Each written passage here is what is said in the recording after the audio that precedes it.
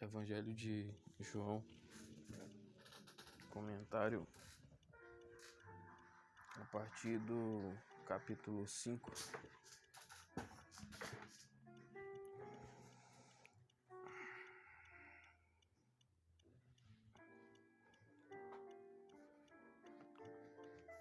Do 1 ao 9.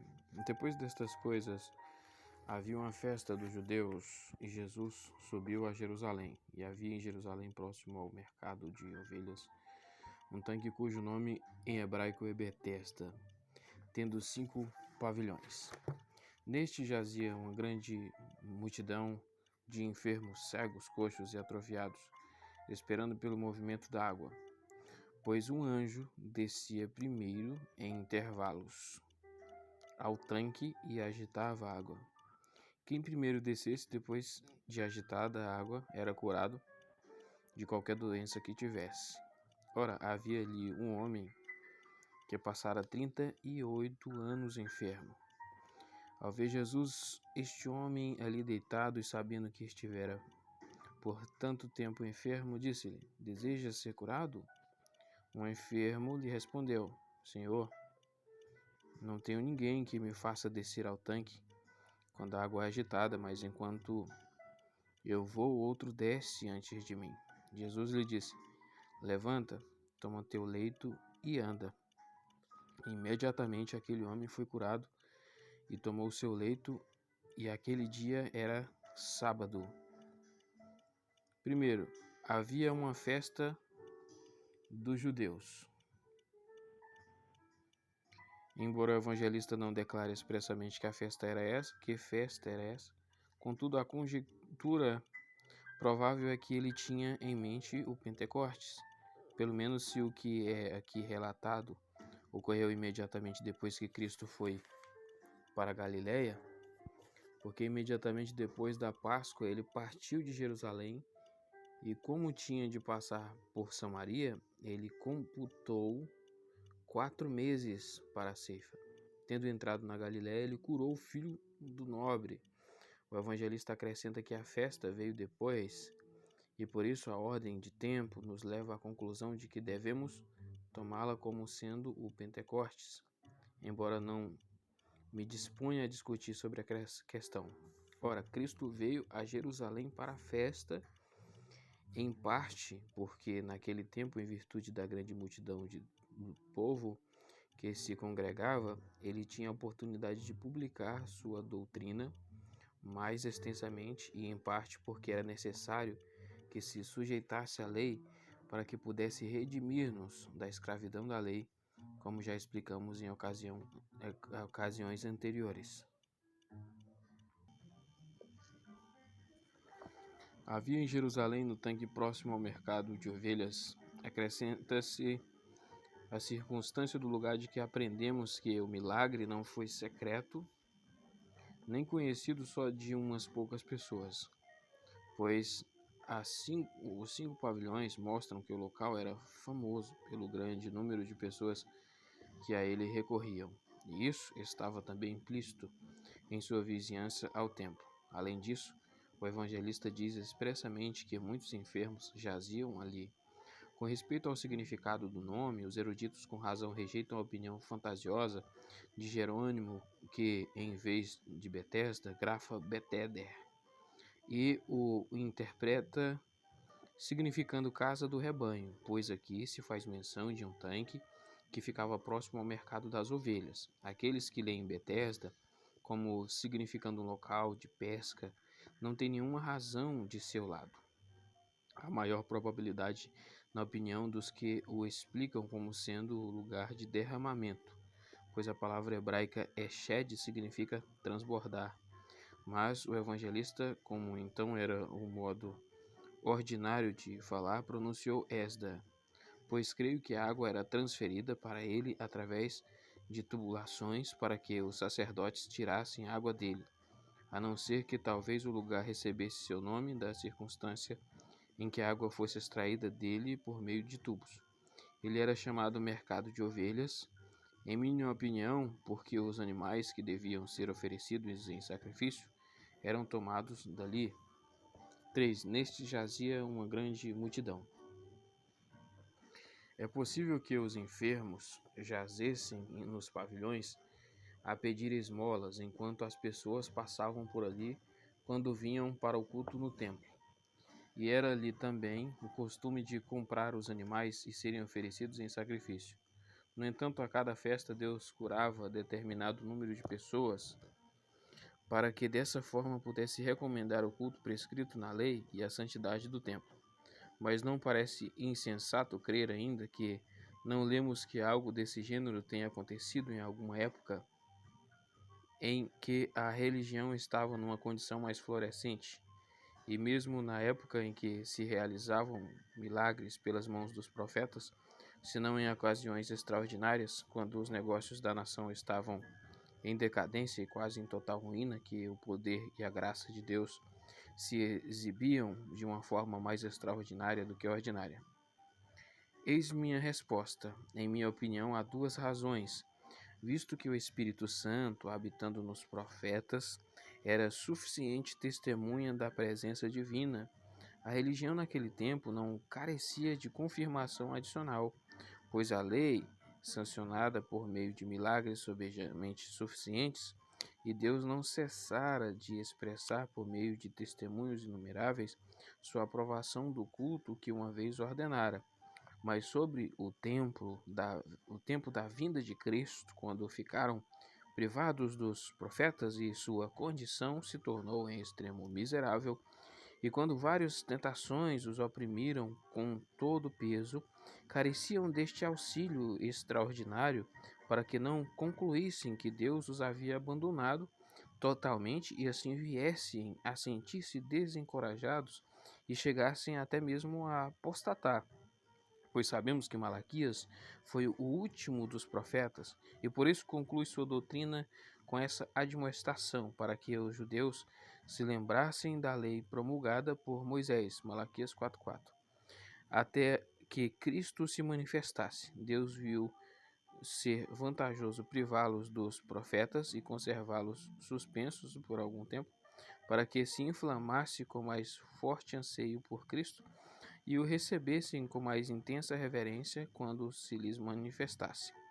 Todavia, para que esses testemunhos não faltassem ao templo e aos sacrifícios, bem como a todo aquele culto por meio do qual a salvação fosse conhecida ao mundo, o Senhor reteve entre os judeus este dom de cura, para que soubessem que havia uma razão plausível pela qual Deus os separara dentre as demais nações. Porque Deus, ao curar os enfermos, demonstrou nitidamente, como que por um braço estendido do céu, que ele aprovava esse gênero de culto que eles derivaram das ordenações da lei. Em segundo lugar, não tenho dúvida de que Deus tensionava lembrá-los por meio destes sinais que o tempo da redenção se aproximava e que Cristo, o autor da salvação, já estava às portas, para que a mente de todos fosse despertada com mais eficácia. E creio que os sinais nesta época serviram a este duplo propósito. Primeiro, para que os judeus soubessem que Deus estava presente com eles e assim pudessem permanecer firmes em sua obediência à lei. E segundo, para que esperassem com solicitude uma nova e inusitada condição de coxos cegos atrofiados, com o propósito de informar-nos de que as doenças curadas por Nosso Senhor não eram de um gênero comum. O evangelista enumera algumas classes delas, pois os antídotos humanos não podiam ser de nenhuma valia para o coxo, o cego e o atrofiado. Era deveras um espetáculo deprimente ver em tão grande grupo de homens tantas espécies de deformidades nos membros físicos. Porém, a glória de Deus brilhou ainda mais intensamente ali do que à vista do mais numeroso e melhor disciplinado exército, pois nada é mais magnificente do que quando um inusitado poder de Deus corrige e restaura os defeitos da natureza. E nada é mais belo ou mais deleitoso do que quando, através de sua ilimitada bondade, ele alivia as angústias dos homens, Por esta razão, o Senhor tensionava transformar este quadro em um esplêndido teatro no qual não só os habitantes do país, mas também os estrangeiros pudessem perceber e contemplar sua majestade, e como já sugeri, não era um pequeno ornamento e glória do templo quando Deus, ao estender sua mão, revelou claramente que ele estava presente. 4. Pois um anjo descia. Sem dúvida, era uma obra peculiar de Deus curar a enfermidade, mas visto que ele costumava empregar o ministério e a agência dos anjos, assim ele ordenou a um anjo que cumprisse esse dever. Por esta razão, os anjos são chamados principados e potestades. Colossenses 1,16. Não que Deus lhes delegasse seu próprio poder e permanecesse no céu sem qualquer atividade, mas porque ao agir poderosamente neles, demonstra de modo magnífico e exibe seu poder. Portanto, é perverso e desonesto imaginar qualquer coisa como pertencente aos anjos, ao constituí-los como meio de comunicação entre nós e Deus, a ponto de obscurecer a glória de Deus, como se ela estivesse em uma grande distância de nós, enquanto que, ao contrário, ele os emprega como manifestações de sua presença. Devemos pôr-nos de guarda contra as astutas especulações de Platão, pois a distância entre nós e Deus é tão incomensurável que, por sua orientação, proteção e comando, podemos ter os anjos como assistentes e ministros de nossa salvação.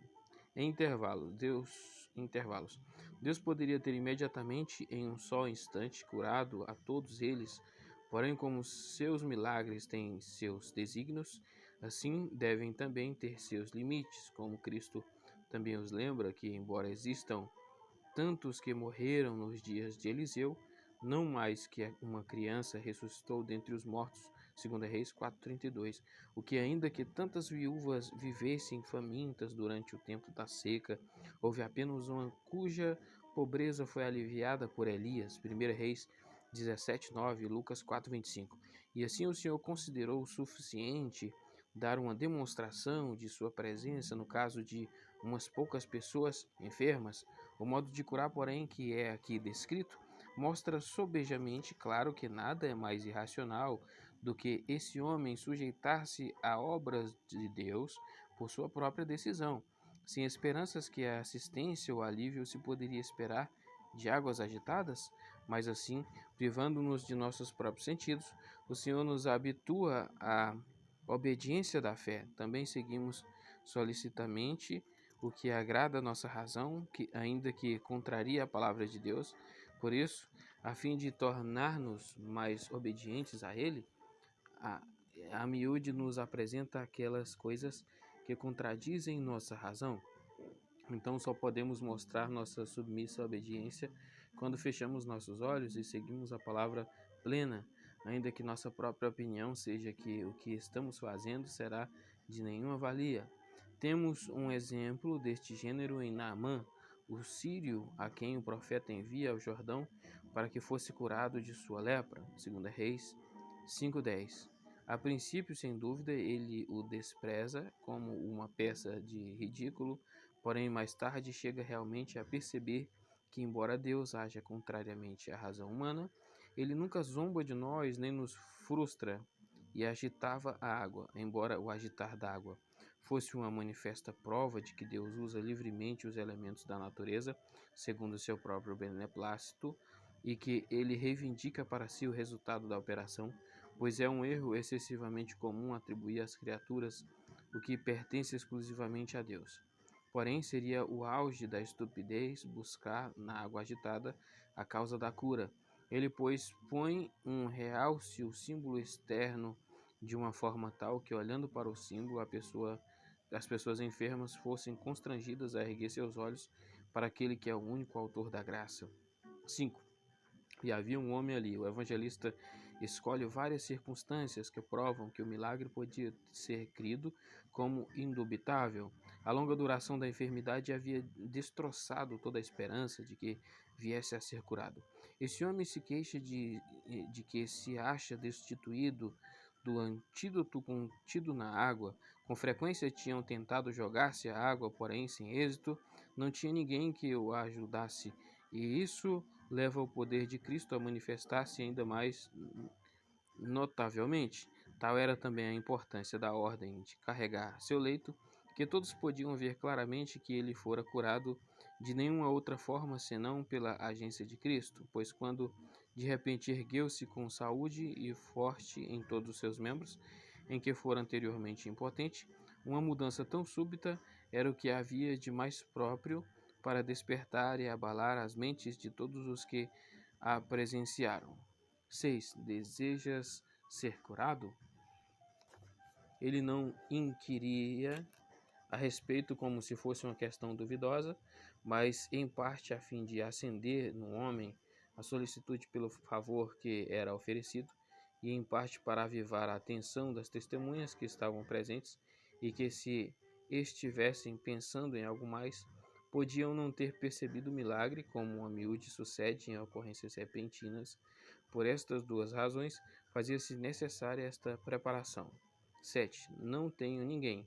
Este homem enfermo faz o que quase todos nós costumamos fazer, pois limita a assistência divina ao molde de seus próprios conceitos e não se aventura a prometer-se algo mais além daquilo que ele concebe em sua mente.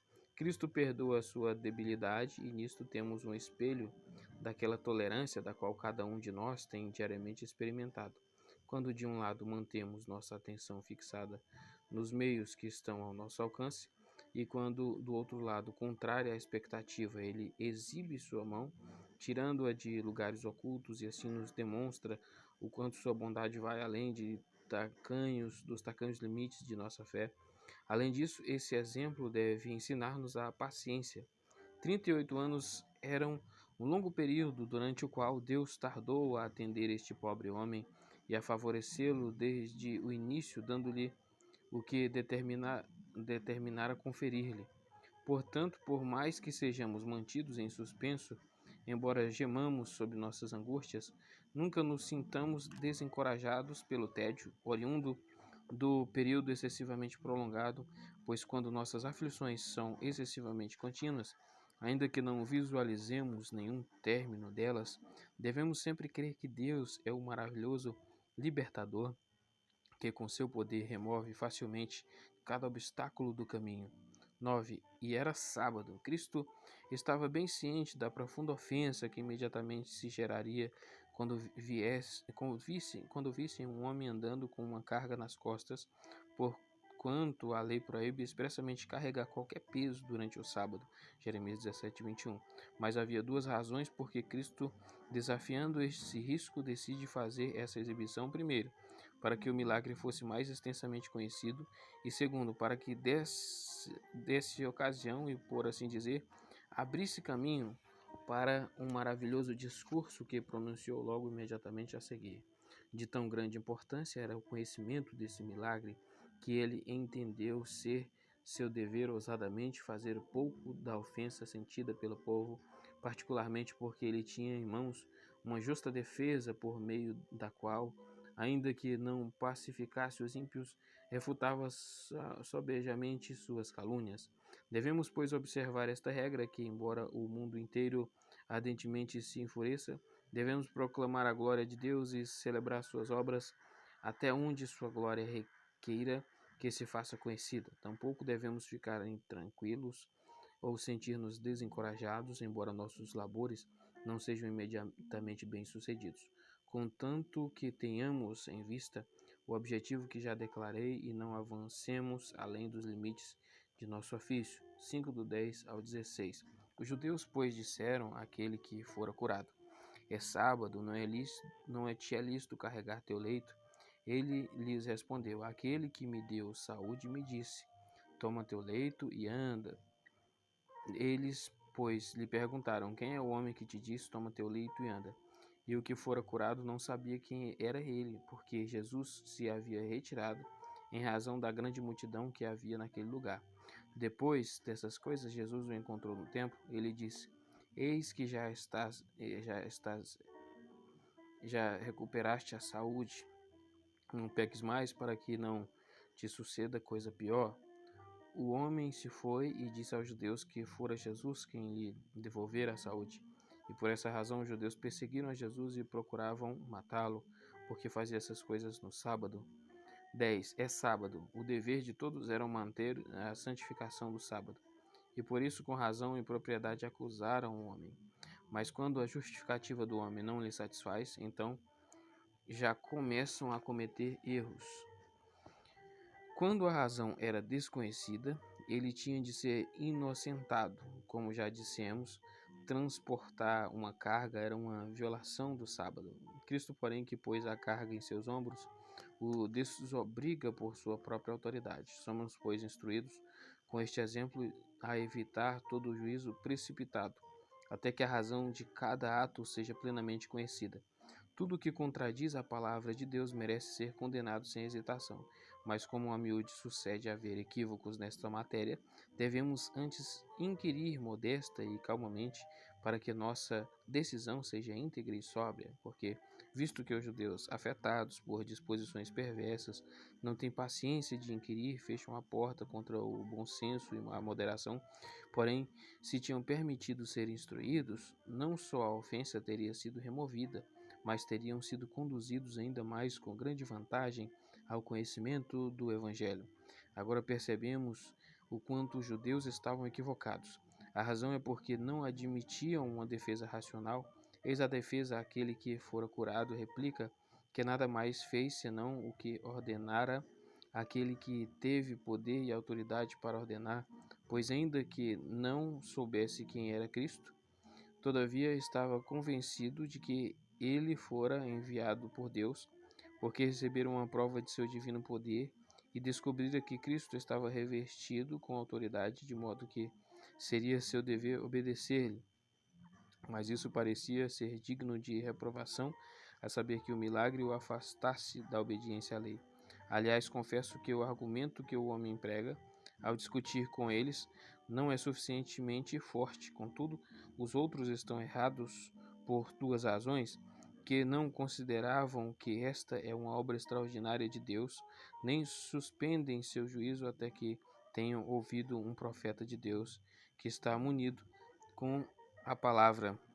13. E aquele que fora curado não sabia quem ele era. Certamente que a intenção de Cristo não era que a glória de uma obra tão incomensurável passasse desapercebidamente, mas queria que a mesma se tornasse geralmente conhecida antes que ele a reconhecesse como sendo o autor dela. Antes que ele o reconhecesse como sendo o autor dela.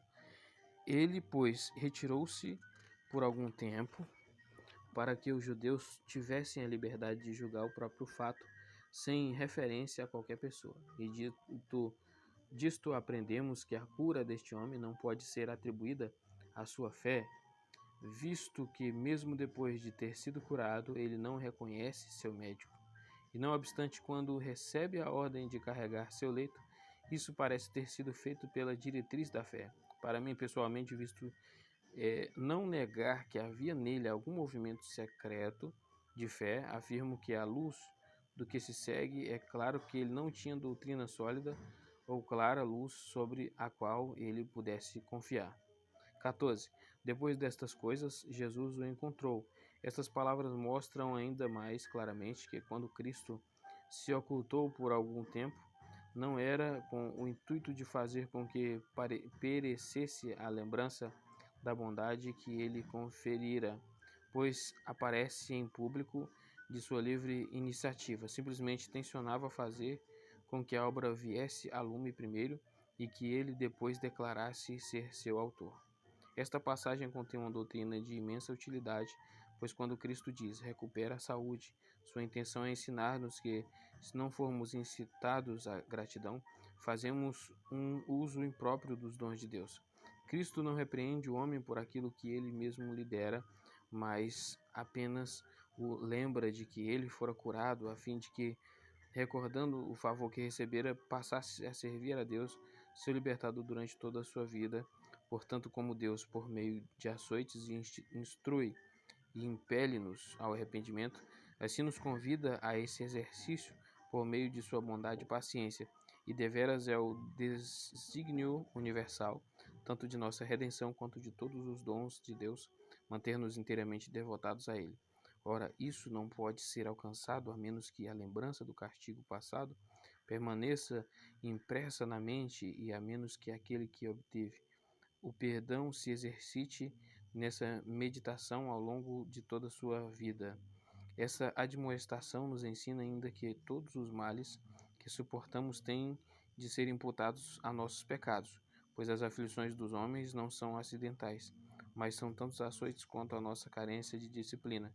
Primeiramente devemos reconhecer a mão de Deus que nos golpeia e não imaginar que nossas angústias têm como origem uma cega impetuosidade da sorte, e em seguida atribuímos essa glória ao Deus que, sendo nosso Pai cheio de bondade, não nutre nenhum prazer em nossos sofrimentos e por isso não nos trata com dureza do que se sente ofendido por nossos pecados. Ao responsabilizar o homem de não pecar mais, ele não lhe impõe a viver isento de todo pecado, mas fala em termos comparativos quanto à sua vida anterior, pois Cristo o exorta de agora em diante cultivar um coração quebrantado e não fazer o que outrora fazia, para que não te sobrevenha algo pior. Se não continua nos fazendo o bem por meio de açoites com que amorosamente nos disciplina, como o mais poderoso do país castigaria seus filhos tênues e frágeis, ele se vê constrangido a adotar um novo caráter e um caráter que, por assim dizer, não lhe é natural. Ele, pois, empunha o chicote para subjugar nossa obstinação, segundo nos ameaça em sua lei, Levíticos 26, 14, Deuteronômio 28, 15 e Salmos 32, 9. E deveras em toda a Escritura nos deparamos com passagens do mesmo gênero, daí quando formos incessantemente apertados por nossas aflições, associemos-las à nossa própria obstinação, pois não só nos assemelhamos a cavalos e mulas, mas somos como bestas selvagens que não se deixam domesticar. Portanto, não há motivo para perplexidade de Deus. Perplexidade se Deus faz uso das mais severas disciplinas para nos ferir, por assim dizer, com marretas, quando o castigo mais moderado já não surte efeito, pois é próprio que aqueles que não suportam ser corrigidos tenham de ser feridos por golpes mais fortes. Em suma, o uso de castigos visa a tornar-nos mais cautelosos no futuro. Se depois de primeiro e do segundo golpes ainda mantivermos o coração obstinadamente empedernido, ele nos golpeará 7 vezes mais severamente. Se depois de demonstrar-nos sinais de arrependimento por algum tempo, imediatamente voltamos à nossa disposição natural, ele castiga mais ferinamente essa leviandade, a qual prova nosso esquecimento e que estamos dominados pela indolência. Uma vez mais, na pessoa deste homem, é importante observarmos com que amabilidade e condescendência o Senhor nos suporta. Suponhamos que o homem estivesse chegando à idade senil, em cujo caso ele teria sido visitado pela enfermidade no primor da vida e talvez tivesse sido atingido por ela desde a mais tenra infância. E agora consideremos quão grave ter-lhe este castigo sido contínuo ao longo de tantos anos.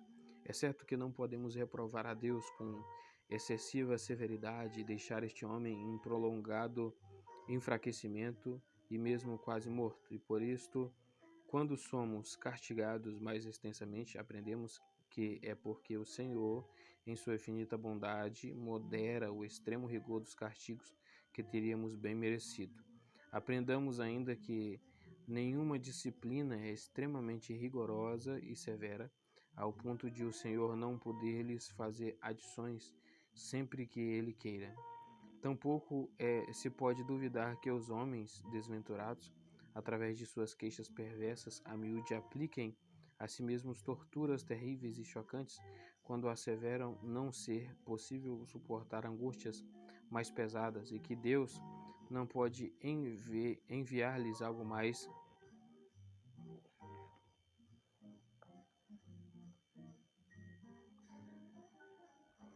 Não está isso guardado comigo, selado em meus tesouros? Deuteronômio 32, 34 diz o Senhor. Devemos também observar quão morosos somos em derivar benefícios das disciplinas divinas, pois se a exortação de Cristo não fosse supérflua, poderíamos aprender dela que a alma deste homem não teria ainda sido plenamente purificada de todo vício. Aliás, as raízes dos vícios são profundas demais em nós para poderem ser eliminadas em um só dia ou em poucos dias, e a cura das enfermidades da alma é difícil demais para ser eliminada por antídotos aplicados por tão pouco tempo. 15. O homem se foi. Nada estava mais distante de sua intenção do que transformar Cristo no alvo do ódio deles, e nada estava mais afastado de sua expectativa do que levá-los a se precipitarem tão furiosamente contra Cristo.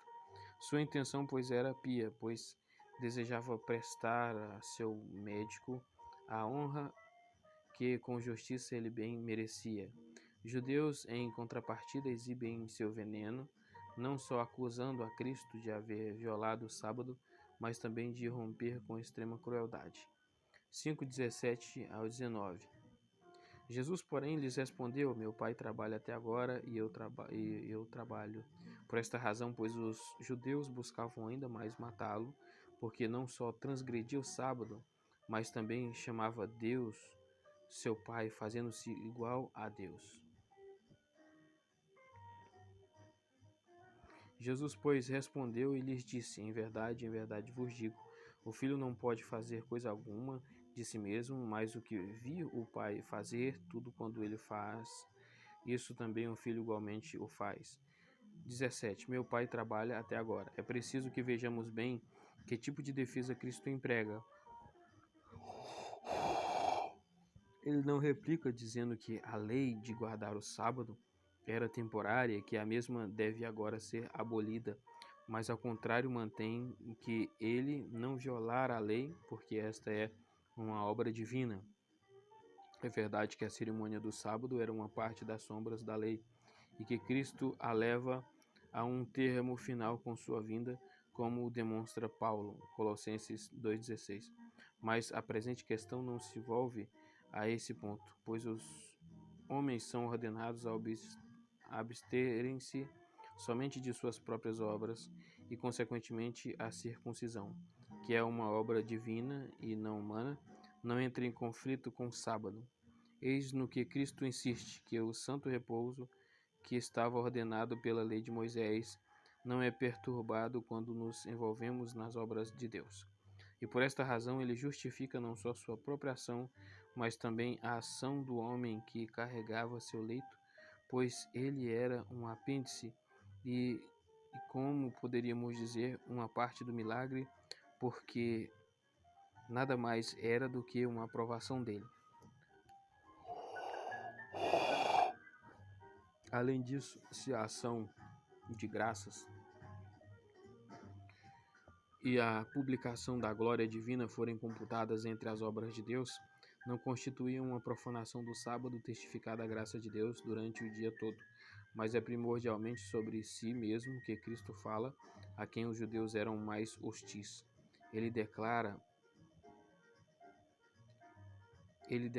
que a saúde do corpo que ele havia restaurado ao homem enfermo é uma demonstração de seu poder divino.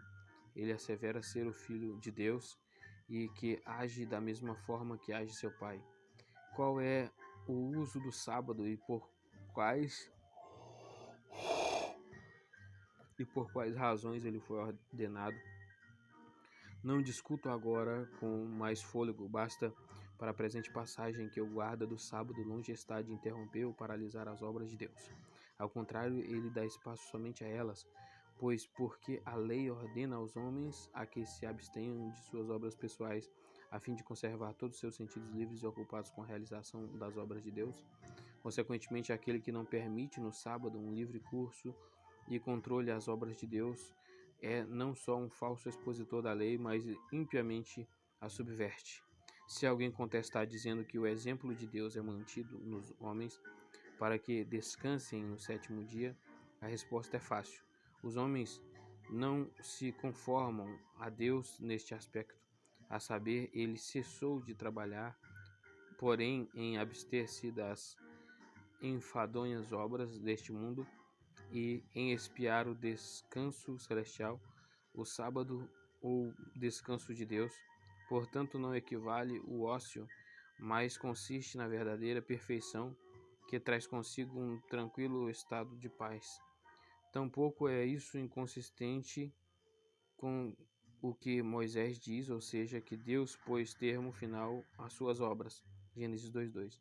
Pois sua intenção é dizer que depois de haver completado a formação do mundo, Deus consagrou esse dia para que os homens pudessem empregá-lo na medição correta, medição sobre suas obras.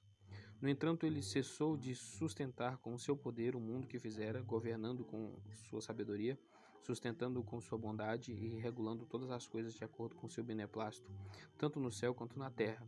Em 6 dias, pois, completou-se a criação do mundo, mas a administração dele ainda prossegue, e Deus incessantemente trabalha na manutenção e preservação de sua ordem, como Paulo nos informa que nele vivemos, nos movemos e existimos. Atos 17:28. E Davi nos informa que todas as coisas permanecerão enquanto o Espírito de Deus as sustentar, e que desaparecerão assim que ele retirar o seu sustento. Salmos 104:29. Tampouco é somente através de uma providência geral que o Senhor sustenta o mundo que ele criou, senão que organiza e regula cada parte dele, e mais especialmente através de sua projeção, ele conserva e guarda os crentes a quem ele tem recebido sob seu cuidado e proteção. E eu também trabalho, deixando a defesa da presente causa. Cristo agora explica o propósito e o uso do milagre, a saber, que por meio dele ele viesse a ser reconhecido como Filho de Deus, pois o objetivo que ele tinha em vista em todas suas palavras e atos era mostrar que ele era o autor da salvação, o que agora reivindica para si pertence à sua deidade, como o apóstolo também diz que ele sustenta todas as coisas por sua poderosa vontade. Hebreus 1:3. Mas quando testifica ser ele Deus, significa que, sendo manifestado na carne, ele pode realizar o ofício de Cristo, e quando afirma que veio do céu, é primordialmente com o propósito de nos informar com que propósito ele desceu à terra. 18. Por esta razão, pois, os judeus procuravam ainda mais matá-lo. Esta defesa longe estava de apaziguar a fúria deles, ficaram ainda mais enraivecidos. Tampouco ele ignora sua malignidade e perversidade e empedernida obstinação, porém, tensionava primeiro extrair proveito para alguns de seus discípulos, que então estavam presentes, e em seguida fazem pública exibição da incurável malícia deles. Por meio de seu exemplo, porém, ele nos ensinou que jamais devemos render-nos à fúria dos homens maus, e sim tudo fazer para mantermos a verdade de Deus até onde a necessidade o exigir, ainda que o mundo inteiro se oponha e murmure, e nem há razão para que os servos de Cristo se sintam mal por não ganhar todos os homens como era de seu desejo, visto que Cristo mesmo nem sempre o conseguiu. E não carece que fiquemos surpresos se, à medida que a glória de Deus for mais plenamente exibida, Satanás também se enfureça ainda mais violentamente em seus membros e instrumentos. Porque ele não só transgrediu o sábado. Quando o evangelista diz que os judeus eram hostis a Cristo por haver ele transgredido o sábado, ele fala segundo a opinião que formara, pois já demonstrei que a situação do caso era totalmente o oposto. A principal causa de sua fúria era que ele mesmo denominou Deus de meu Pai, e certamente Cristo pretendia que se entendesse que Deus era seu Pai em um sentido peculiar, de modo a distinguir-se da categoria ordinária dos demais homens. Ele se fez igual a Deus quando reivindicou para si o direito de continuar trabalhando. E Cristo, longe de negar isto, porque o confirma ainda mais distintamente. Isso refuta a demência dos arianos, que reconheciam que Cristo é Deus, porém não criam que ele fosse igual ao Pai, como se na essência única e simples de Deus pudesse haver alguma desigualdade. 19. Deus, portanto, respondeu: observemos o que ele já disse, que Cristo longe está de defender-se dos que os judeus asseveravam. Ainda que a intenção deles era constrangê-lo de calúnia, mantém ainda mais francamente como sendo verdadeiro. Primeiramente, ele insiste neste ponto: a obra na qual os judeus matutavam era uma obra divina para fazê-los entender que estariam lutando contra Deus, mesmo se persistissem em condenar e que necessariamente deve ser-lhe atribuído. Antigamente, essa passagem foi debatida de várias maneiras entre os pais ortodoxos e os pais ortodoxos e os arianos. Ario inferiu dela que o filho é inferior ao pai, porque por si só ele nada pode fazer. Os pais replicaram que essas palavras denotam nada mais que a distinção da pessoa, de modo que se soubesse que Cristo procede do Pai, e no entanto ele não é privado do poder intrínseco de agir. Mas ambos os partidos estavam equivocados, pois o discurso não se relaciona com a simples deidade de Cristo, e essas afirmações, que veremos imediatamente, não se relacionam simplesmente por si só com o Verbo eterno de Deus, mas se aplicam somente ao Filho de Deus, enquanto manifestado na carne. Portanto, mantenhamos Cristo diante de nossos olhos como ele foi enviado ao mundo pelo Pai para ser o Redentor. Os judeus não viam nele nada mais elevado do que a natureza humana, e por isso ele argumenta dizendo que, ao curar o homem enfermo, não fez isso pelo uso do poder humano, mas mediante o poder divino que se mantinha oculto sob sua carne visível. A situação do caso é esta: visto que eles, limitando sua atenção à aparência da carne, desprezavam a Cristo, ele os convida a erguer sua vista mais alto e contemplar a Deus. O discurso como um todo deve ser atribuído a este contraste, que eles erram flagrantemente pensando que estão tratando com um homem mortal, que quando acusam a Cristo de realizar obras que são verdadeiramente divinas, eis sua razão para afirmar de forma tão categórica que nesta obra não há diferença entre ele e seu Pai. 5, 20 a 24. Porque o Pai ama o Filho e mostra-lhe todas as coisas que ele faz, e lhe mostrará coisas ainda maiores do que estas, para que vos maravilheis. Porque como o Pai ressuscita os mortos e os vivifica, assim também o Filho vivifica a quem ele quer. Pois o Pai a ninguém julga, porém confiou ao Filho todo o juízo, para que todos os homens honrem ao Filho como honra ao Pai. Aquele que não honra o Filho, não honra o Pai que o enviou. Em verdade vos digo, aquele que ouvir a minha palavra e crer naquele que me enviou, tem a vida eterna, e não entrará em condenação, mas passou da morte para a vida. 20. Porque o Pai ama o Filho. Todo mundo pode perceber quão desanimosa e artificial é a exposição dessa passagem dada pelos pais. Deus, dizem eles, se ama no Filho. Esta afirmação, porém, se aplica maravilhosamente a Cristo como vestido com carne, que ele é amado pelo Pai. Aliás, sabemos que é por meio deste excelente título que ele se distingue tanto dos anjos quanto dos homens. Este é meu Filho amado, Mateus 3,17. Pois sabemos que Cristo foi escolhido para que todo o amor de Deus nele habitasse, e para que esse amor pudesse fluir dele para nós como de uma fonte plenária. Cristo é um amado pelo Pai como a cabeça da igreja. Ele mostra que esse amor é a causa pela qual o Pai faz todas as coisas por meio de suas mãos. Pois quando ele diz que o Pai o ama, esta expressão deve ser entendida como a denotar comunicação, como se quisesse dizer, visto que o Pai me deu seu coração, assim, ele derramou sobre mim seu poder para que a glória divina resplandecesse em minhas obras e o que ainda mais glorioso, para que os homens não busquem nada divino senão o que encontram em mim, e deveras será debalde buscar o poder de Deus fora de Cristo. Ele lhe mostrará obras ainda maiores que estas.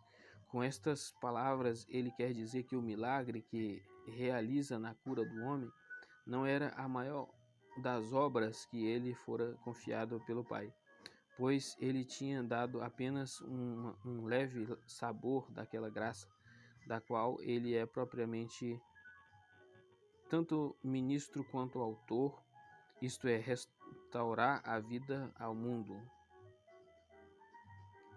Para que vos maravilheis?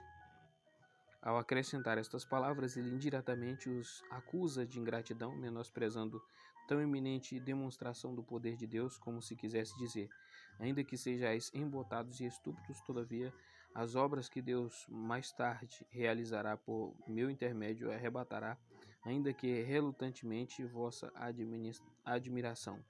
Não obstante, isso parece não haver se cumprido, pois sabemos que vendo não viram, como Isaías também diz que os réprobos são cegos, embora envolvidos pela luz de Deus. Minha resposta é que Cristo não fala agora da disposição deles, mas apenas esboça uma sugestão quanto ao esplendor da demonstração que mais tarde daria de que ele era o Filho de Deus. 21. Porque como o Pai ressuscita os mortos, aqui ele faz um sumário do ponto de vista da natureza do ofício que lhe fora dado pelo Pai, pois, ainda que pareça especificar uma só classe, no entanto, é uma doutrina geral na qual ele se declara como sendo o autor da vida. Ora, a vida contém em si não só a justiça, mas todos os dons do Espírito Santo e cada parte da nossa salvação. E certamente este milagre deve ter sido uma prova tão extraordinária do poder de Cristo, ao ponto de produzir este fruto comum, isto é, a abertura da porta ao Evangelho. Devemos observar ainda de que maneira Cristo nos outorga a vida, porquanto ele nos encontrou dos tá assim, porquanto ele nos encontra todos mortos. Eu acho que está errado escrito, tá? No caso quer dizer, ele nos encontrou todos mortos, e por isso se fazia necessário começar com a ressurreição. Não obstante, quando anexa estas palavras ressuscitar e vivificar, ele não usa linguagem supérflua, pois não teria sido suficiente que fôssemos resgatados da morte se Cristo não houvera plena e perfeitamente restaurado a vida em nós. Também não fala desta vida como sendo outorgada a todos indiscriminadamente, pois ele diz que dá a vida a quem ele quer, com o que ele quer dizer que confere esta graça especialmente a determinadas pessoas e a ninguém mais, isto é, aos eleitos. 22. Pois o Pai a ninguém julga, ele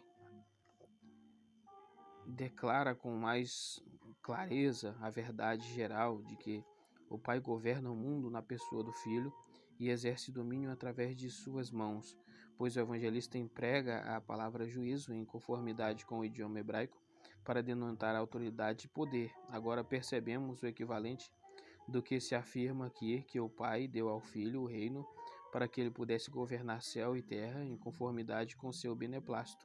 Mas poderia parecer grande e absurdo o fato de que o Pai, cedendo seu direito de governar, permaneça inativo no céu como uma pessoa privada. A resposta é fácil. Isso é expresso com respeito tanto a Deus quanto aos homens, pois nenhuma mudança ocorreu no Pai quando ele designou Cristo como o Supremo Rei e Senhor do céu e da terra, porquanto ele está no Filho e opera nele, mas visto que quando desejamos chegar a Deus, todos nós sentimos imediatamente fracassam, todos os nossos sentimentos, quer dizer, imediatamente fracassam. Cristo é posto diante de nossos olhos como uma imagem viva de Deus invisível, viva do Deus invisível. Não há razão, portanto, porque devamos labutar sem qualquer propósito em explorar os segredos do céu, visto que Deus provê para nossa fraqueza ao revelar sua intimidade na pessoa de Cristo. Mas em contrapartida, sempre que há inquisição concernente ao governo do mundo, a nossa própria condição, a proteção celestial de nossa salvação, aprendamos a dirigir nossos olhos exclusivamente a Cristo, quando todo o poder lhe é confiado. Mateus 28, Mateus 28, 18. E em sua face Deus, o Pai, que de outra forma teria permanecido oculto e à distância, se nos manifesta para que a majestade de Deus, sem véu, não nos consuma por ser inconcebível o fulgor. Por seu inconcebível fulgor. 23. Para que todos os homens honrem o Filho. Esta sentença confirma suficientemente a sugestão que delineei um pouco antes, a saber que quando lemos que Deus reina na pessoa de Cristo, isso não significa que ele repousa no céu, como reis indolentes costumam fazer, mas porque em Cristo ele manifesta seu poder e se revela presente, pois que outro é o significado destas palavras para que os homens honrem o Filho, senão que o Pai deseja ser reconhecido e adorado no Filho. Portanto, nosso dever é buscar a Deus, o Pai em Cristo, contemplar seu poder em Cristo e adorá-lo em Cristo. Porque, como segue imediatamente aquilo que não honra o Filho, priva a Deus da honra que se lhe deve. Todos admitem que devamos adorar a Deus e tal sentimento, que é natural em nós, está profundamente arraigado em nossos corações, de modo que ninguém absolutamente ousa recusar dar a Deus a honra que se lhe deve. Não obstante, as mentes humanas se perdem em transviar-se do caminho em busca de Deus. Daí tantas são as pretensas divindades, tantas são modos perversos de culto. Portanto, jamais acharemos o Deus verdadeiro senão em Cristo, tampouco o adoraremos corretamente senão beijando o Filho, como nos informa Davi, Salmos 2:12. Pois, como João Alhures declara, aquele que não tem o Filho, não tem o Pai. 1 João 2:23. Maometanos e judeus, de fato, adornam com títulos belos e magnificentes a Deus a quem adoram. Porém, é preciso ter em mente que o nome de Deus, quando separado de Cristo, nada mais é do que uma vã imaginação. Quem quer, pois, que deseje ter seu culto aprovado pelo Deus verdadeiro, que não se desvie de Cristo, tampouco era diferente com os pais sob a lei, pois ainda que vissem a Cristo obscuramente em meio às sombras, todavia Deus jamais se lhes revelou fora de Cristo. Mas agora, visto que Cristo já se manifestou na carne e já determinou ser rei sobre nós, o mundo inteiro deve curvar seus joelhos diante dele, a fim de obedecer a Deus, pois o Pai, havendo-o feito sentar-se à sua destra, aquele que forma uma concepção de Deus destituída de Cristo, aposta dele. 24. Aquele que ouve a minha palavra. Aqui se descreve a forma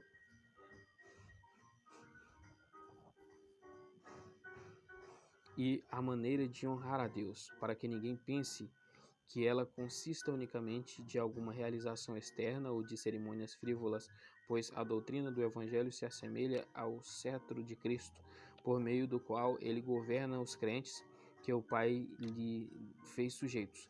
E esta definição é eminente e digna de observação. Nada é mais comum do que uma falsa profissão do cristianismo, pois inclusive os papistas, os quais são os mais inveterados inimigos de Cristo, vangloriam-se da maneira mais pretensa de seu nome.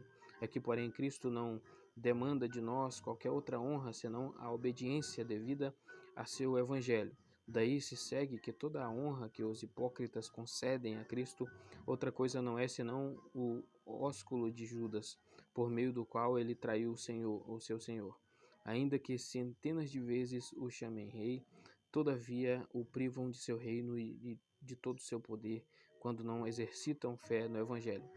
Para a vida eterna, com estas palavras ele igualmente enaltece o fruto da obediência, para que sejamos mais dispostos a concretizá-la. Pois quem seria tão empedernido ao ponto de não se submeter voluntariamente a Cristo, quando o galardão da vida eterna lhe é garantido? No entanto, vemos que quão poucos há quem Cristo conquista para si através de sua tão intensa bondade.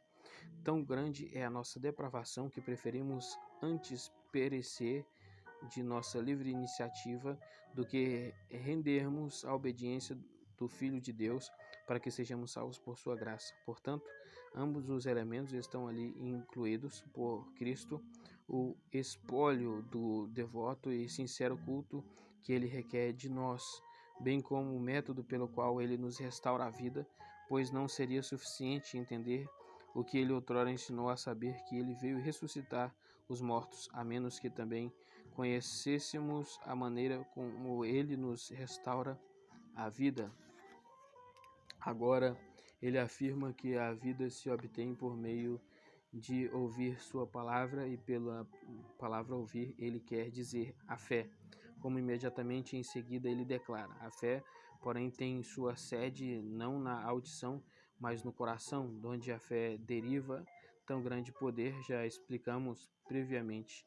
Devemos considerar sempre o que é que o Evangelho nos oferece, pois não carece que nos sintamos surpresos se aquele que recebe a Cristo com todos os seus méritos seja reconciliado com Deus e fique isento da condenação da morte, e que aquele que tiver recebido o dom do Espírito Santo é revestido com a justiça celestial para que possa andar em novidade de vida. Romanos 6,6. A sentença adicionada, crer naquele que me enviou, serve para confirmar a autoridade do Evangelho. Quando Cristo testifica que veio de Deus e não foi inventado por homens, como em outro lugar diz que o que ele fala não procede de si mesmo, mas lhe foi confiado pelo Pai, João 7,16, e não entrará em condenação. Há aqui um contraste implícito entre a culpa a que todos naturalmente fomos passíveis e a quitação incondicional que granjeamos através de Cristo, pois se todos não fôssemos passíveis de condenação, a que propósito serviria serem isentados dela os que creem em Cristo? O significado, pois, é que escapamos do perigo da morte porque somos isentados dela através da graça de Cristo. E por isso, ainda que Cristo nos santifique e nos regenere por intermédio do seu Espírito para a novidade de vida, contudo, aqui ele menciona especialmente o perdão incondicional dos pecados, tão somente no qual consiste a felicidade dos homens, pois uma pessoa só começa a viver quando é reconciliada com Deus. E como Deus nos amaria se ele não perdoar nossos pecados, mas passou da morte para a vida. Algumas cópias latinas têm este verbo no tempo futuro, passará da morte para a vida, mas isso teve como origem a ignorância e precipitação de alguma pessoa que, não entendendo a intenção do evangelista, assumiu mais liberdade do que deveria ter assumido, pois a palavra grega metabeke,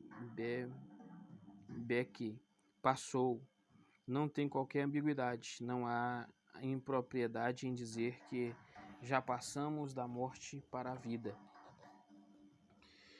Pois a semente de vida incorruptível, 1 Pedro 1,23, reside nos filhos de Deus e já se acham sentados na glória celestial com Cristo por meio da esperança, Colossenses 3,3, e já tem o reino estabelecido em seu íntimo, Lucas 17,21. Pois ainda que sua vida esteja oculta, por essa causa não deixam de possuí-la pela fé, e ainda que estejam cercados de todos os lados pela fé, não deixam de desfrutar de calma. Eles sabem que estão em perfeita segurança pela proteção de Cristo. Todavia, lembremos-nos de que os crentes estão agora em vida de tal maneira que sempre levam consigo a causa da morte. O Espírito, porém, que em nós habita, é vida, o qual por fim destruirá os resquícios da morte, pois é verdadeira a declaração de Paulo que a morte é o último inimigo que será destruído. 1 Coríntios 15:26. E devera esta passagem nada contém que se relacione com a completa destruição da morte, nem da inteira manifestação da vida, mas ainda que a vida apenas tivesse início em nós, Cristo declara que os crentes estão tão seguros de obtê-la que não devem recear a morte. E não carece que fiquemos surpresos com isso, visto que estamos unidos àquele que é a inexaurível fonte da vida.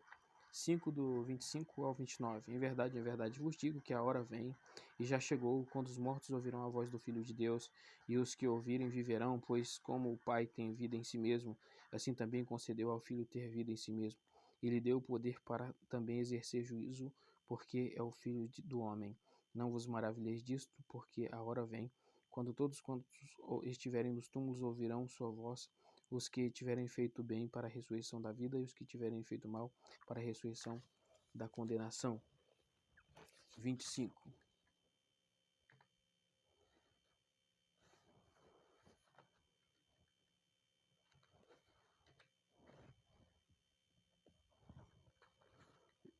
Em verdade, quando o evangelista representa o Filho de Deus a jurar com tanta frequência em referência à nossa salvação, daí percebermos, em primeiro lugar, quão solicitamente ele deseja nosso bem-estar e, em seguida, com grande importância que a fé evangélica seja profundamente fixada e totalmente confirmada. A afirmação tem de fato alguma aparência de credibilidade quando somos informados que esse é o efeito da fé de que Cristo fala. Por isso, ele confirma, por meio de juramento, que a voz de seu evangelho tem tal poder de comunicar vida ao ponto de poderosamente ressuscitar os mortos. Em geral, se concorda que ele fala da morte espiritual, pois os que aplicam a Lázaro, João 11:44, e ao filho da viúva de Naim, Lucas 7:15, bem como os casos semelhantes, são refutados pelo que vem a seguir. Primeiro, Cristo mostra que todos estamos mortos antes de sermos vivificados, e daí é evidente que toda a natureza do homem pode se concretizar com respeito à apropriação da salvação. Quanto aos papistas desejam estabelecer seu livre-arbítrio, comparam-no ao samaritano a quem os salteadores deixaram semi-morto na estrada, Lucas 10:30, como se com a fumaça de uma alegoria pudessem obscurecer uma afirmação tão clara, por meio da qual Cristo declara que somos plenamente condenados à morte. E deveras, como já vimos, visto que a revolta do primeiro homem, alienado de Deus através do pecado, todos quantos não reconhecem que estão esmagados por destruição eterna, nada mais fazem além de se iludir com vanglórias vazias.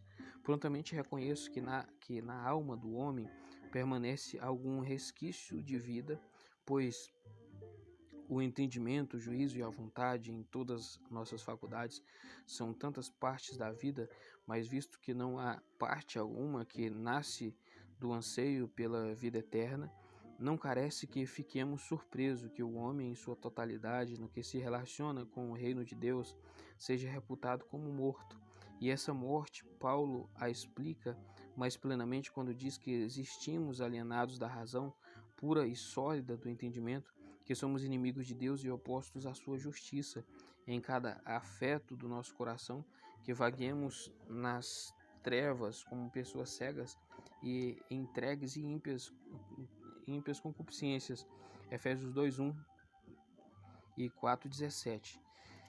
Se uma natureza tão corrompida não possui poder para querer a justiça, segue-se que a vida divina em nós se acha extinta. E assim, a graça de Cristo é uma genuína ressurreição dentre os mortos. Ora, esta graça nos é conferida pelo Evangelho, não que tanta energia seja possuída pela voz externa, a qual, em muitos casos, fere os ouvidos sem qualquer propósito, mas porque Cristo fala ao recôndito de nossos corações por seu Espírito, para que recebamos, por meio da fé, a vida que nos é oferecida, pois ele não nos fala de todos os mortos sem qualquer discriminação, mas tem em mente só os eleitos, cujos ouvidos Deus penetra e abre para que recebam a voz de seu Filho, o qual os restaura à vida. Aliás, Cristo expressamente nos mantém esta dupla graça através de suas palavras quando diz: os mortos ouvirão a voz do Filho de Deus, e os que ouvirem viverão, porque mortos ouçam não é menos contrário à natureza do que serem eles reconduzidos à vida que haviam perdido, e, portanto, ambos procedem do poder secreto de Deus. A hora vem e já chegou. Ele fala em termos tais como de algo que jamais ocorrera antes, e de fato a publicação do Evangelho era uma nova, súbita ressurreição do mundo, mas a palavra de Deus não conferira sempre vida aos homens? Esta pergunta pode ser facilmente respondida. A doutrina da lei e dos profetas fora dirigida ao povo de Deus e, consequentemente, se destinara mais à preservação da vida dos que eram os filhos de Deus do que arrancá-los dentre os mortos. Com o Evangelho, porém, se deu o contrário, por meio do qual as nações outrora alienadas do reino de Deus, separadas de Deus e privadas de toda a esperança de salvação, foram convidadas a se tornarem participantes da vida. 26. Pois, como o Pai tem vida em si mesmo, ele mostra de onde sua voz deriva tal eficácia, ou seja, que ele é a fonte da vida e por meio da sua voz a faz derramar sobre os homens, pois a vida não nos emanaria de sua boca se ele não tivesse em si a causa e a fonte dela. Lemos que Deus possui vida em si mesmo, não meramente porque somente ele vive por seu próprio poder inerente, mas porque, possuindo em si mesmo plenitude da vida, ele comunica vida a todas as coisas. E isso, aliás, pertence peculiarmente a Deus, como se expressa: contigo está a fonte da vida, Salmos 36, 9. Mas visto que a majestade de Deus, estando muitíssimo afastada de nós, mas parecendo uma fonte desconhecida e oculta, foi publicamente manifesta em Cristo, temos assim uma fonte aberta, posta diante de nós, da qual podemos tirar água. O significado das palavras é este: Deus não quis que a vida ficasse oculta e, por assim dizer, sepultada em sua existência interior, e por isso a derramou em seu Filho, para que ele nos pudesse fluir dele. Daí concluímos que este título é estritamente aplicado a Cristo no que diz respeito à sua manifestação em carne. 27. E lhe deu poder. Ele, uma vez mais, reitera que o Pai lhe deu domínio para que tenha pleno poder sobre todas as coisas no céu e na terra. A palavra exousia aqui denota autoridade. Juízo é aqui expresso no sentido de norma e governo, como se dissesse que o Pai o designara como rei para governar o mundo e exercer o poder do próprio Pai, porque ele é o Filho do homem. Esta razão, que é imediatamente adicionada, merece ser especificamente analisada, pois significa que ele se manifestou aos homens adornado com tal magnificência de poder que pode comunicar-lhes o que recebera do Pai. A quem pense que esta passagem nada mais contém senão o que disse Paulo, a saber que Cristo esvaziou-se a si mesmo, tomando a forma de servo, fazendo-se semelhante aos homens, e achando na forma de homem, humilhou-se a si mesmo, sendo obediente até a morte, morte de cruz. Por isso também Deus o exaltou soberanamente e lhe deu o nome que é sobre todo nome, para que o nome de Jesus se dobre todo o joelho dos que estão nos céus e na terra e debaixo da terra. Filipenses 2, 7, 10.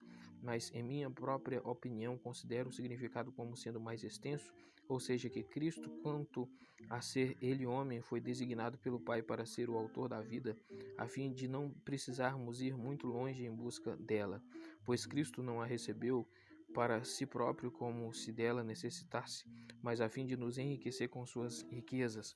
Podemos sumariar tudo assim: o que estiver oculto em Deus revelou-se a nós em Cristo como homem, e a vida que outrora era inacessível é agora posta diante de nossos olhos.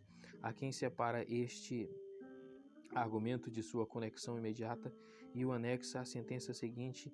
Essa, porém, é uma interpretação forçada demais e entra em conflito com a intenção de Cristo.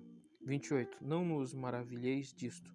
Poderíamos inclinar-nos a pensar que ele raciocina inconclusivamente, extraindo da ressurreição final uma confirmação do que dissera, pois não é um exemplo de maior poder ressuscitar corpos do que ressuscitar mentes. Eis minha resposta: não é do fato em si que ele faz a comparação entre o maior e o menor, mas da opinião dos homens, pois sendo carnais, nada mais admiram, senão o que é externo e visível. Daí sucede que eles passam pela ressurreição da alma sem se preocupar muito, enquanto que a ressurreição do corpo desperta neles grande admiração. Outro efeito produzido por esta grosseira estupidez é que aquelas coisas que são percebidas pelos olhos exercem uma influência mais poderosa em produzir fé do que só podem ser percebidas pela fé, visto que ele faz menção do último dia em essa limitação e já essa limitação e já chegou, não é novamente adicionada, mas ele simplesmente declara que o tempo por fim chegará. Suscita-se, porém, essa objeção, pois, ainda que os crentes aguardem a ressurreição dos corpos, contudo não podem descansar em seu conhecimento dela, ao ponto de concluir que as almas são agora resgatadas da morte, visto que os corpos um dia ressuscitarão dos túmulos, e entre os ímpios, o que seria considerado mais ridículo do que provar uma coisa desconhecida, para usar um termo comum por uma coisa menos conhecida? Eis minha resposta. Cristo aqui se alegra em seu poder sobre os réprobos, ao ponto de testificar que o Pai lhe confiou a plena restauração de todas as coisas, como se dissesse: o que agora vos digo é que aquilo que já iniciei, um dia concluirei diante de vossos olhos. E de fato, quando agora Cristo, mediante a voz de seu evangelho, vivifica as almas que já estavam submersas em perdição, esta é uma sorte de preparação para a ressurreição final, ainda visto que ele inclui toda a raça humana imediatamente, faz distinção entre os eleitos e os réprobos. Tal divisão revela que os réprobos, ao serem então convocados pela voz de Cristo a apresentar-se para o juízo, também pela mesma voz serão arrastados e obrigados a comparecer diante de seu tribunal. Porque, porém, ele menciona somente aqueles que se acham encerrados nos túmulos, como se as demais não fossem participantes da ressurreição, quer tenham sido afogados ou devorados por feras selvagens ou reduzidos a cinzas. A resposta é que, como os mortos comumente são sepultados pela figura de linguagem denominada sinédoque, ele emprega uma parte para denotar todos quantos já morreram. E isso é mais enfático do que se ele simplesmente dissesse os mortos, pois aqueles a quem a morte já privou da vida e da luz, a sepultura arrebata, por assim dizer, do mundo. Ouvirão sua voz. A voz do Filho significa o sonido da trombeta, o qual soará em obediência ao poder de Cristo. Mateus 24:31, 1 Coríntios 15:52. Pois ainda que o anjo seja um arauto, o precursor, 1 Tessalonicenses 4:16, isso não susta o que é feito pela autoridade do juiz, e como se fosse em sua própria pessoa de ser atribuído a ele próprio. 29. Aqueles que fizeram o bem. Ele distingue os crentes pelas boas obras, como em outra parte ensina que uma árvore é conhecida por seu fruto. Mateus 7,16, Lucas 6,44. Ele louva as suas boas obras, as quais começaram a devotar-se desde que foram chamados, pois o ladrão, a quem Cristo prometeu vida na cruz, Lucas 23,42, e que consagrou toda a sua vida aos crimes, expressa o desejo de fazer o bem em seu último fôlego. Mas como ele é um homem renascido e de um escravo do pecado passa a ser um servo da justiça, todo o curso de sua vida pregressa não é mais levado em conta diante de Deus. Além disso, os pecados propriamente ditos, em virtude dos quais os crentes diariamente se sujeitem à condenação, não mais lhes são imputados.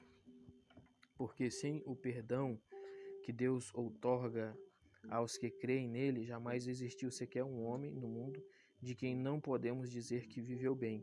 Tampouco existe uma única obra que deva ser considerada totalmente boa, a menos que Deus perdoe os pecados que pertencem a ela, pois todas elas são imperfeitas e corrompidas. Portanto, tais pessoas são aqui chamadas feitoras de boas obras, a quem Paulo denomina solicitante desejosas ou zelosas de boas obras. Tito 2,14. Mas tal coisa depende da paternal bondade de, de Deus que, por livre graça, aprova o que merecia ser rejeitado.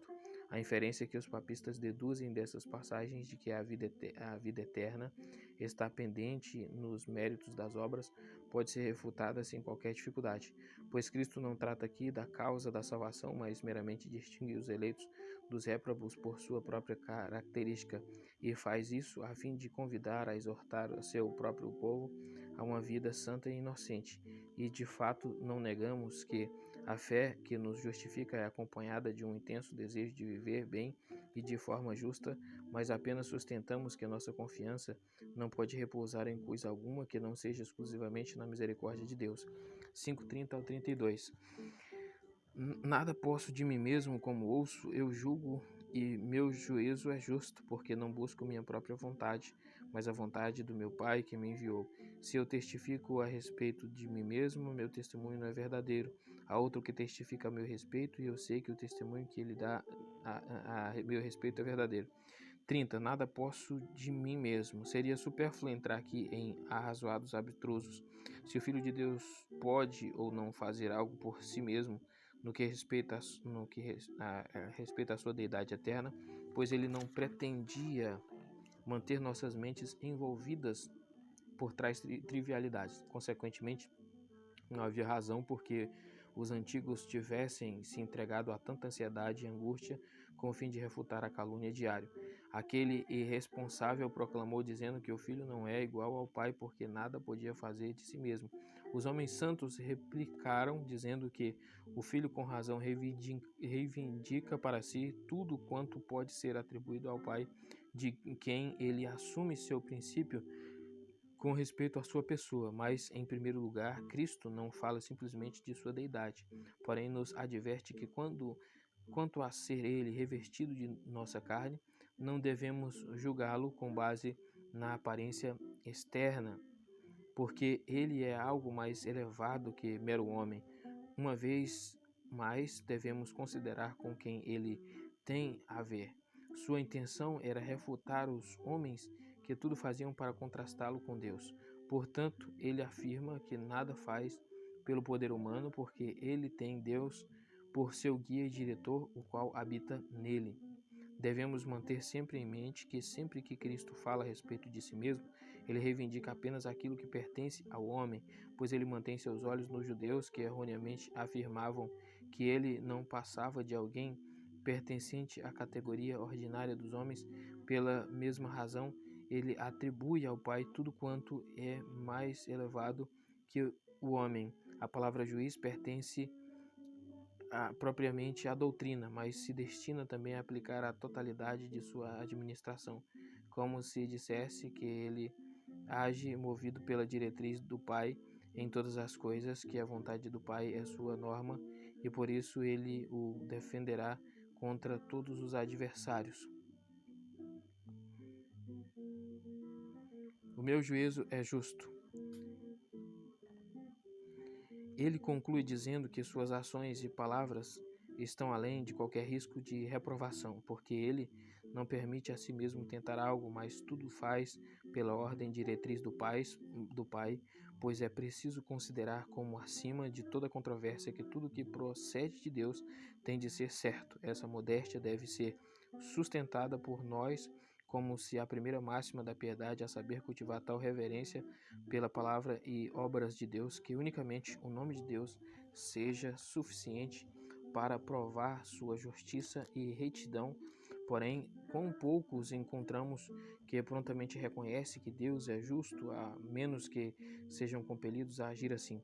Aliás, reconheço que Deus demonstra sua justiça através da experiência, porém limitá-la à percepção de nossa carne ao ponto de não formar nenhuma opinião